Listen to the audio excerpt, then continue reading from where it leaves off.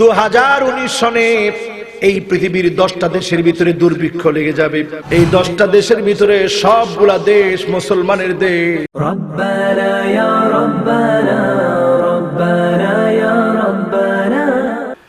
এই পৃথিবীতে আল্লাহর হাবিব বলেছেন, তুশিকুল উমাম আন তাদালাইকুম কামা তাদাল আকালাতু আলা কাসআতিহা। দস্তরখানার ভিতরে খাদ্য বেড়ে একে অন্য জনকে যেইভাবে মেহমানদারি করে, কিয়ামতের আগে কাফের কুফার বেঈমান মুশরিক বেদিনেরা একে অপরের সঙ্গে বন্ধুত্ব করবে। তারা সব বন্ধু হয়ে যাবে। বৌদ্ধরা বন্ধু হবে, হিন্দুরা বন্ধু হবে, খ্রিস্টানরা বন্ধু হবে, ইহুদিরা বন্ধু হবে। তাদের বন্ধুত্বের পিছনে একটাই স্বার্থ হবে, মুসলমানদেরকে শেষ করে দেওয়া, নিঃশেষ করে দেওয়ার জন্য সব শক্তিগুলো একত্রিত হয়ে যাবে। আজকে হয়েছে কিনা? আরো আসতে বলেন, হয়েছে কিনা? আজকে মায়ানমারের দিকে তাকায় দেখেন, মুসলমান মরে শেষ, কিন্তু আজকে সৌদি আরব কথা বলে না। মুসলমান মরে শেষ।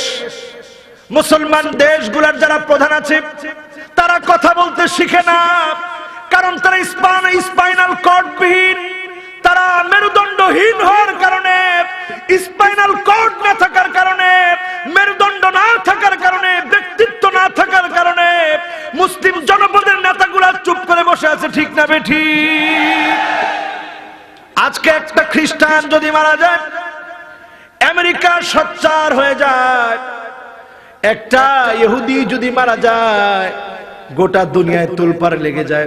একটা বৌদ্ধ যদি মারা যায়, চীন সোচ্চার হয়ে যায়। একটা হিন্দু যদি মারা যায়, ভারত সোচ্চার হয়ে যায়। কিন্তু হাজার হাজার মুসলমান মরলে কোন মানবাধিকার সংগঠন কথা বলে না, কারণ মুসলমানের রক্তের দাম তাদের কাছে নাই। একটা প্রাণীর রক্তের দাম আছে, মুসলমানের রক্তের দাম নাই। ঠিক না বেঠিক? ও মুসলমান, বিজয়ের সময় আসবে। এই সময় আর বেশি দেরি নেই। গত 2 দিন আগে পত্রিকা এসেছে, 2019 সনে এই পৃথিবীর 10টা দেশের ভিতরে দুর্ভিক্ষ লেগে যাবে। কয়টা দেশ? এই 10টা দেশের ভিতরে সবগুলা দেশ মুসলমানের দেশ। সোমালিয়ার মধ্যে দুর্ভিক্ষ লেগে যাবে, ইয়েমেনের ভিতরে দুর্ভিক্ষ লেগে যাবে, সিরিয়ার ভিতরে দুর্ভিক্ষ লেগে যাবে, ফিলিস্তিনের ভিতরে দুর্ভিক্ষ লেগে যাবে। এই যে দেশগুলা সব মুসলিম দেশ, দুর্ভিক্ষ লেগে যাবে। দুর্ভিক্ষের পিছনে কারণ হচ্ছে আল্লাহ রাব্বুল আলামিন পরীক্ষা নিবে। ইমানদারের ইমানটাকে যখন মজবুত বানাবে, ওই মজবুত ইমানটা এমন হবে, বাতিলের গুলির কাছে ওই ইমান কথা বলবে। যখন ইমানদাররা ইমানের মোকাবেলায় ইমান নিয়ে যখন বাতিলের মোকাবেলা করবে, বদরে যেমন আল্লাহ বিজয় দিয়েছিলেন, আবার বিজয় দিবে। ঠিক না বেঠিক? বিশ্বনবী সাল্লাল্লাহু আলাইহি ওয়াসাল্লাম বললেন, সময়টা আসবে, ইহুদিরা সব এক, খ্রিস্টান এক, হিন্দু এক, বৌদ্ধ এক। দস্তরখানায় খানা বেড়ে বেড়ে যেভাবে ডেকে ডেকে মেহমানদারি করা হয়, এইভাবে করে তারা মুসলমানদেরকে টুকরা টুকরা করে দেওয়ার জন্য তারা সিদ্ধান্ত গ্রহণ করবে। করছে কিনা? সোভিয়েত ইউনিয়নের ভাঙনের ফলে, ওই রাশিয়া সোভিয়েত ইউনিয়নের ভাঙনের মধ্য দিয়ে গোটা পৃথিবীকে তছনছ তছনছ করে দিয়ে তুর্কিস্তানটাকে তারা চীনদের হাতে তুলে দিল। যে উইগুরের মুসলমান, যাদের কান্না আজকে সব দিকে প্রকাশিত, যারা রমজান মাসে রোজা রাখতে পারে না, আল্লাহর কোরআনের তেলাওয়াত করতে পারে না, ও ঘুমন্ত বিবেকহারা মুসলমান, ইমানের দাবি নিয়ে যারা মুমিন, যারা মুসলমান, আজকে যদি আমরা এতটুকু ইতিহাসও না জানি, আল্লাহর কাঠগড়ায় জবাব দিতে পারবেন? জোরে বলেন, জবাব দিতে পারবেন? জবাব দিতে পারবেন না। বিশ্বনবী সাল্লাল্লাহু আলাইহি সাল্লাম বললেন, মুসলমানদের অবস্থা এমন হবে। সাহাবায়ে কেরাম বললেন, ইয়া রাসূলুল্লাহ, আমরা কি সেদিন একেবারে অল্প হয়ে যাব নাকি? আমরা যদি অল্পই না হই, কি করে আমাদের কাছ থেকে তারা বিজয় ছিনিয়ে নিবে? বদরে আমরা সংখ্যায় কম ছিলাম, বিজয় তো আমাদের হয়েছে। খন্দকে সংখ্যায় কম ছিলাম, বিজয় আমাদের হয়েছে। খায়বারে বিজয় আমাদের হলো, ফতে মক্কায় বিজয় আমাদের হলো, বনি কুরাইজায় বিজয় আমাদের হলো, বনি মুস্তালিকে বিজয় আমাদের হলো, গজওয়াতু তায়েফে বিজয় আমাদের হয়েছে, হুনাইনে বিজয় আমাদের হয়েছে। কিন্তু কাফেররা কি করে আমাদের উপরে বিজয়ী হবে? আমরা কি সংখ্যায় কমে যাব নাকি? আল্লাহর নবী বললেন না, বাল আনতুম কাসীরুন, বরং তোমরা সংখ্যায় বেশি থাকবে, কিন্তু তোমাদের পরাজয়ের কারণ হবে দুইটা। এক নাম্বার হচ্ছে হুব্বুদ দুনিয়া, দুই নাম্বার হচ্ছে কারাহিয়াতুল মউত। দুনিয়ার ভালোবাসা, দুনিয়ার লোভ, দুনিয়ার তামান্না, দুনিয়ার আকাঙ্ক্ষা মুসলমানের ভিতরে এমন ভাবে ঢুকবে, জায়গায় জায়গায় মুসলমান যখন মার খাবে তখন বিবেক জাগ্রত হবে, কিন্তু ওই জাগ্রত বিবেক দিয়ে আবার যখন মুসলমান তাদের বিরুদ্ধে যখন প্রস্তুতি নিয়ে লড়াইয়ে নামবে, আবার মুসলমানরাই বিজয় অর্জন করবে। জোরে বলেন আল্লাহু আকবার। দুই নাম্বার কারণ কারাহিয়াতুল মাউত, মৃত্যুর ভয় মুসলমানদের কলিজার ভিতরে চলে আসবে। এখন এমন একটা সময় চলে আসছে, জিহাদ বললেই এত বড় বড় চোখ করে তাকায়, এন করে তাকায়, ঠিক না ঠিক? জিহাদ বললেই সবাই বড় বড় চোখ করে তাকায়। জিহাদ কোরআনের ভিতরে আছে না নাই? হাদিসের মধ্যে আছে না নাই? জোরে বলেন আছে না নাই? জিহাদ আছে, থাকবে। আল্লাহর জমিনের দ্বীন প্রতিষ্ঠার হাতিয়ার হিসেবে আল্লাহ জিহাদকে মাধ্যম বানিয়ে দিয়েছে। জিহাদ ছাড়া ইসলাম বিজয় হবে না, হবে না এবং হবে না, ঠিক না ঠিক? জিহাদ থাকবে। আল জিহাদু মাদিন ইলা ইয়াউমিল কিয়ামাহ, কিয়ামত পর্যন্ত অব্যাহত লড়াই চলবে। আর সেই লড়াইয়ের মাধ্যমে যখন মুসলমান হুব্বুদ দুনিয়া, দুনিয়ার ভালোবাসা ছেড়ে দিই, মৃত্যুর ভয় যখন মুসলমান করবে না, তখনই বিজয় আসবে। কেমন বিজয় আসবে দেখেন, আরেক হাদিসে রাসূল ভবিষ্যৎবাণী করতেছে। কোন কোয়ালিটির মানুষের? ইনশাআল্লাহ বলেন, জোরে বলেন ইনশাআল্লাহ, মন থেকে বলেন ইনশাআল্লাহ। সেই বিজয় দেখতে চান না আপনারা? চান না? কত কিছু আমরা দেখলাম, শুধু যদি ইসলামী বিজয়টা আল্লাহ দেখায় নাই, কিন্তু আল্লাহর রহমতে আলহামদুলিল্লাহ অনেক কিছু দেখে ফেললাম। সুবহানাল্লাহ বিহামদিহি। আমার ভাইরা, আমার বন্ধুরা, সেই বিজয় আসার আগে ইমাম মাহদী আলাইহিস সালাম পৃথিবীতে আগমন করবে। ইমাম মাহদী এটা ওনার আসল নাম না, ইমাম মাহদী এটা ওনার উপাধিগত নাম। জোরে বলেন কি নাম? একখানা ডরহরি হওয়া না, কি নাম? এবার আসেন ইমাম মাহদীর কথা বলছিলাম। ইমাম মাহদী আলাইহিস সালাম, ওটা ওনার উপাধিগত নাম, ওনার মূল নাম হচ্ছে, আল্লাহর হাবিব বলেন, ইসমুহু কাইসমি ওয়া ইসমু আবিহি কাইসমি আবি ওয়া হুয়া মিন নাসাবি মিন ফাতিমা মিন হাসান। ইমাম মাহদী হবে আমার নামে নাম, তার বাবার নাম হবে আমার বাবার নামে নাম, আর তিনি হবে হযরত ফাতেমা রাদিয়াল্লাহু তাআলা আনহার বংশ থেকে, হাসান রাদিয়াল্লাহু তাআলা আনহুর বংশ থেকে। ইমাম মাহদীকে আল্লাহ পাক এই জামানার হাদী হিসেবে কবুল করে নিবে। জোরে বলেন সুবহানাল্লাহ। ইমাম মানে নেতা, মাহদী মানে হেদায়েত প্রাপ্ত। আল্লাহ যাকে হেদায়েত দিবেন, যিনি হেদায়েত প্রাপ্ত নেতা হবেন, তিনি হবেন ইমাম মাহদী। তিনি কে? সবাই বলেন তিনি কে? আরো জোরে বলেন তিনি কে? ইমাম মাহদী। ইমাম মাহদী আলাইহিস সালাম, ইমাম মাহদী আলাইহিস সালাম পৃথিবীতে আসবে। ওনার আসল নাম হচ্ছে মুহাম্মদ বিন আবদুল্লাহ, মুহাম্মদ বিন আবদুল্লাহ। ইমাম মাহদী আলাইহিস সালাম আসার আগে পৃথিবীর ভিতরে রমজান মাসে প্রচন্ড বিকট একটা আওয়াজ হবে, এমন বিকট আওয়াজ হবে ৭০,০০০ মানুষের কানের ক্ষমতা, কানের পার হারায় যাবে, মানুষগুলা বধির হয়ে যাবে, ৭০,০০০ মানুষ বোবা হয়ে যাবে, ৭০,০০০ মানুষ অন্ধ হয়ে যাবে। রাসূল ৭০ এই জন্য বললেন সংখ্যাটা অনেক বড় হবে। শুধুমাত্র তারাই বধির হওয়া থেকে বাঁচবে, অন্ধ হওয়া থেকে বাঁচবে, বোবা হওয়া থেকে বাঁচবে যারা সিজদায় পড়ে পড়ে বলবে লিল্লাহি তাকবীর, আল্লাহু আকবার, আল্লাহু আকবার, ওয়া লিল্লাহিল হামদ।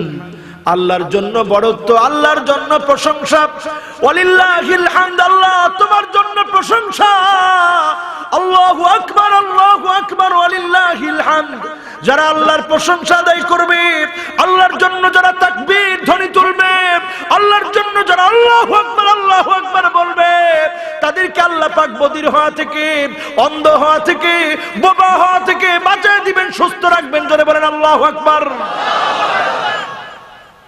এরপরে ইহুদি, খ্রিস্টান, বৌদ্ধ, হিন্দু সব মিলে পরিকল্পিতভাবে তারা ইলেকট্রন, প্রোটন এবং নিউটনের সমন্বয়ে পৃথিবীতে একটা আওয়াজ তৈরি করবে। শয়তান সেটার ভিতরে ইন্ধন দিবে। শয়তান সেটার ভিতরে কি দিবে?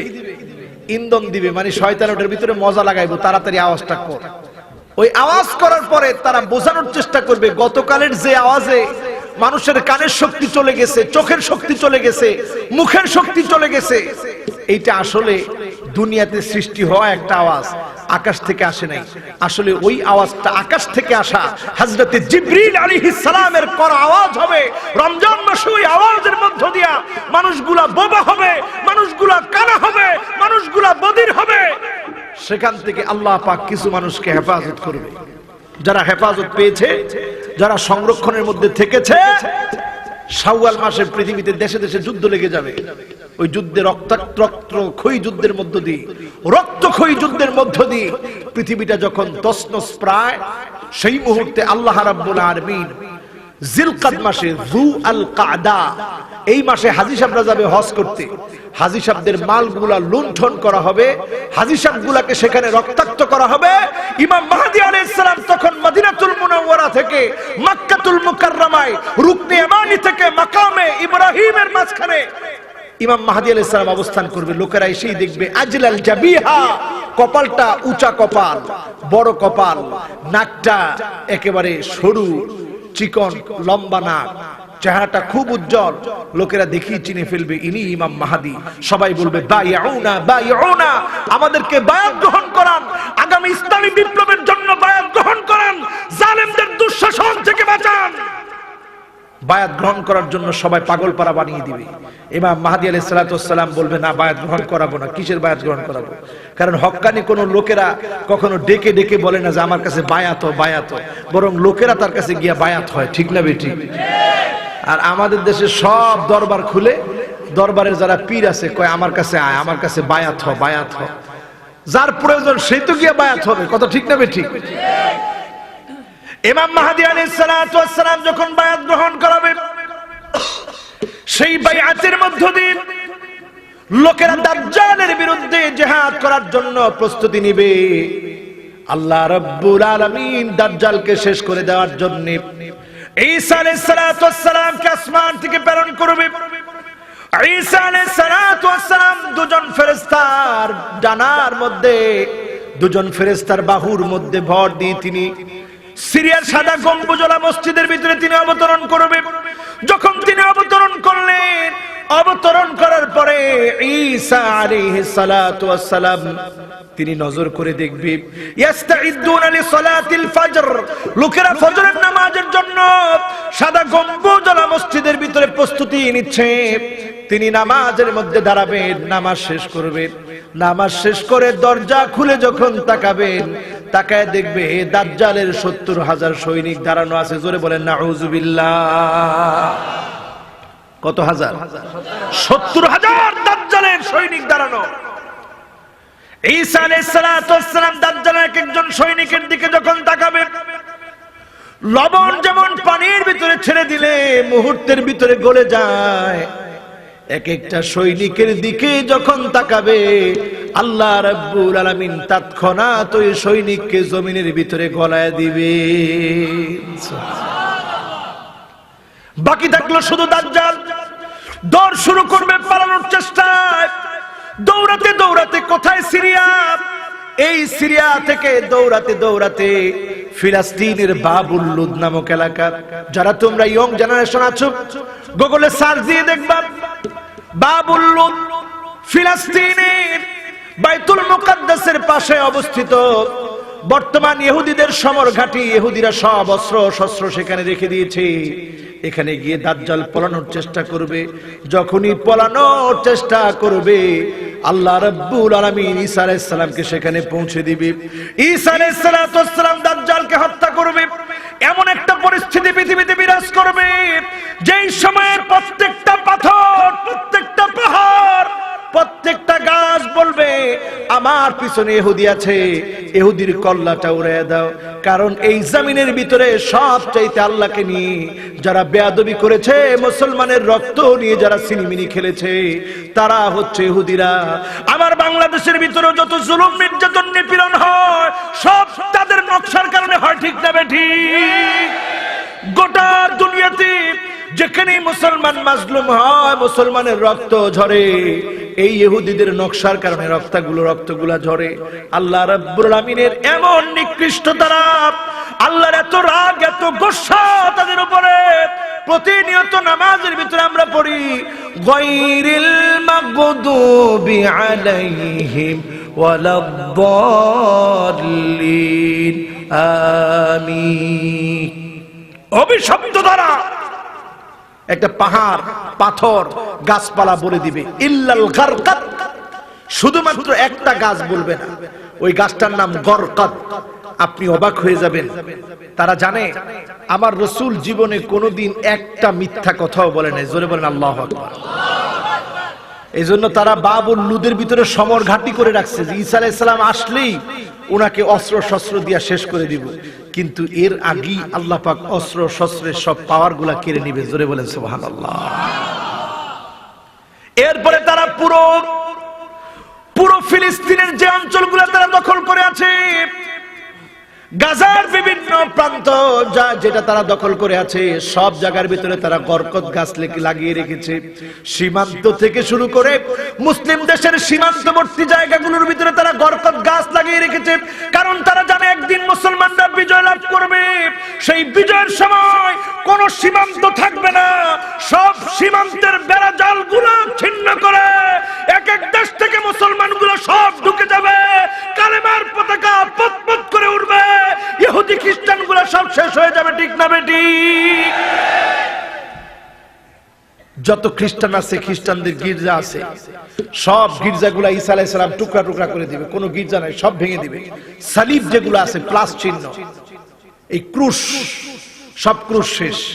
আজকে দুঃখজনক সত্য, মুসলমানের সন্তান জানে না, না জানার কারণে হাতের ভিতরে ক্রুশ আঁকে, ট্যাটু। আবার অনেকে গলার ভিতরে চেইন দেয়, চেইনের ভিতরে একটা প্লাস চিহ্ন দেওয়া। তুমি তো বোঝো না এই প্লাসটা কি। তুমি গেঞ্জি পরে আছো, আলট্রা মডার্ন ছেলে তুমি, তোমার গেঞ্জির ভিতরে প্লাস দেওয়া। এই প্লাস মানে ভালোবাসা না, এই প্লাস হচ্ছে খ্রিস্টান মিশনারির অপতৎপরতার একটা অংশ বিশেষ। তারা চায় মুসলমানের সন্তান তাদের বিশ্বাসে ধর্মীয় অনুভূতি যেন হারায় ফেলে। এজন্য ক্রুশ তোমার গলায় ঝুলাই দিল, তোমার হাতে ঝুলাই দিল, তোমার গেঞ্জির ভিতরে ঝুলাই দিল, যাতে করে তুমি চেতনা থেকে দূরে সরে এসে চেতনাহীন মুসলমান হও। ঠিক না বেটি? চক্রান্ত সব জায়গায় চলছে। ঈসা আলাইহিস সালাতু ওয়াস সালাম 40 বছর এই পৃথিবীতে শাসন করবে। ইমাম মাহদী আলাইহিস সালাতু ওয়াস সালাম কোন রিওয়ায়াতে আছে 7 বছর, কোন রিওয়ায়াতে আছে 8 বছর, কোন রিওয়ায়াতে 9 বছর এই পৃথিবীতে শাসন করবে। ঈসা আলাইহিস সালাতু ওয়াস সালাম দুনিয়াতে যখন শাসন করতেছে, দাজ্জাল শেষ, সব নিয়ামত আর নিয়ামত, খ্রিস্টান শেষ, ইহুদি শেষ, সব মুসলমান আর মুসলমান। পৃথিবীতে কালেমা ছাড়া কোনো লোক নাই। আল্লাহর হাবিব বলেছেন, ইল্লা আদখালাহুল্লাহু কালিমাতাল ইসলাম। এমন একটা সময় আসবে প্রত্যেকটা জায়গায় ইসলামের দাওয়াত ছড়িয়ে যাবে। বাইতু মাদারিন ওয়ালা উবারিন, পাকা বাড়ি, কাঁচা বাড়ি, মাটির ঘর, প্রত্যেকটা জায়গায় কালেমার পতাকা উড়বে। বিইজ্জি আজিজিন ওয়া যুল্লি জালিলিন। কেউ কেউ সম্মান বুঝে, ইসলামের সত্যতা বুঝে তারা মুসলমান হবে, আর কেউ কেউ মুসলমান না হলেও মুসলমানের ভূমিতে ট্যাক্স দিয়ে থাকবে। দ্বিতীয় কোনো অপশন পৃথিবীতে থাকবে না। জোরে বলেন আল্লাহু আকবার।